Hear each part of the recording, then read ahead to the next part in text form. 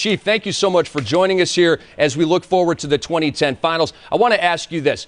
This is obviously the best rivalry in NBA history, but I want you to take it a step further and tell everybody at home why this is the best rivalry of all time. Better than the Yankees-Red Sox? Better than UNC-Duke? What do you think, man? Tell the world what's up. I think it got a lot to do with the players that brings out the best in each other. It's a rich history and a lot of legacy there. So I think it's one of the biggest rivalries in sports today.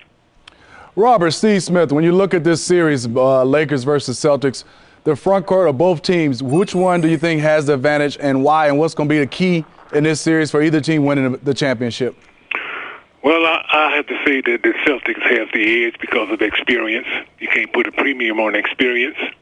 And I think the Celtics will win it. I definitely think it's going to be a very interesting series because the Celtics' mindset is they should be defending a third title, and the Lakers want to defend their title. So I think that's just a very rich ground for two very interesting teams contrasting and competing for the championship. You know, Chief, with you and Kevin and Larry, you guys were such a formidable front line. I just want, on a technical level, what is it that you would do against teams that had this kind of length? What is it that you can do defensively? How can you break these guys down to nullify all of the arms and legs that are going to be flying around those painted areas? Well, it's definitely a transition. Get up down the floor so the Lakers, which has a lot of length, can get a chance to set up their defense. Keep it moving, and also a lot of penetration. Hopefully, be able to take advantage of the Celtics. Be able to take advantage of their ball handling skills, Garnett, and put the ball on the floor and keep those big guys moving. Because once they stationary, it's tough to shoot over them. Robert, I want to ask you about the matchup at the power forward spot between Kevin Garnett and Pau Gasol. Back in the 2008 finals, Pau wasn't necessarily ready.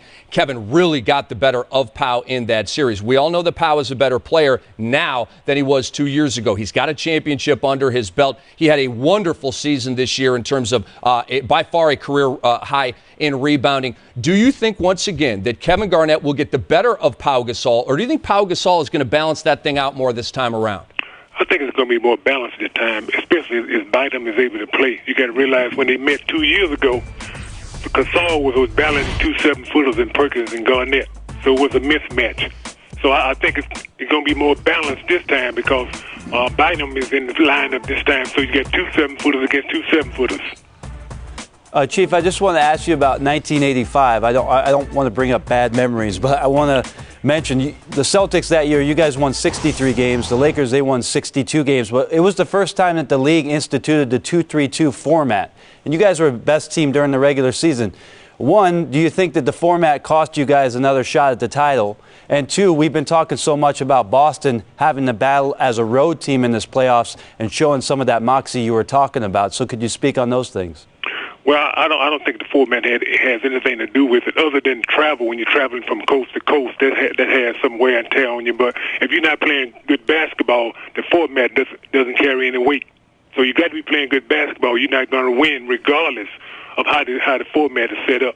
So I think that's what it boils down to: who is playing the best basketball and who wants it the most. Because it's not a question of skills; it's a question of wheels now. Because you got the two best teams competing for the championship. Robert, Steve Smith, now if you look at the Boston Celtics coming into Game 1 versus the Lakers, do you think Boston can come in there and still win? And do you like the play of Rondo this year, his maturity? Oh, I love his play. I think that's one of the reasons why the Celtics are in the finals, because he has gotten better every year. And I think he is quiet than all of the critics who say that he wasn't talented enough to get it done. And I think the Celtics will get one because they are a very good road team and they are rested and ready to go. And I look for them for a split. I do as well, Mr. Parish, and it's going to be crucial for the Celtics to win one of those first two games. If LAL goes 2-0, the series is probably over at that point, and you know this. And Rajon Rondo, third in these playoffs in assists at 10 per game. Robert, thank you so much for the time. Enjoy the rest of your day here. I know you will be enjoying the 2010 NBA Finals. Thanks a lot.